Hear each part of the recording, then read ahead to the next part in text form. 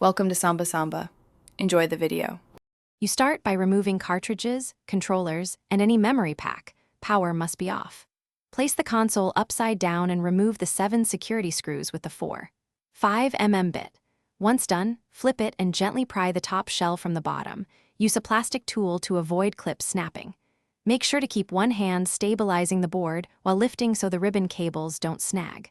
Place screws in labeled spots so reassembly is with the top off. Remove the RF shield and note which screws hold the PCB. A photo helps. Unscrew the board mounting screws and lift the PCB straight up, watching for soldered components or shielding tabs. Transfer small parts, reset switch, power switch plate, and rubber feet into the new shell before seating the board. Once the board sits flush, reinsert screws but tighten gradually and evenly so the board stays level and stress-free. Replace the RF shield and set the top shell into place, aligning clips and ports carefully. Then reinstall the 7 security screws in a cross pattern to seat evenly.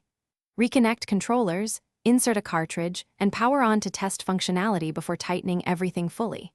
If the console fails to boot, don't panic. Power down and reseat the ribbon cables and check that grounding tabs and shields make contact.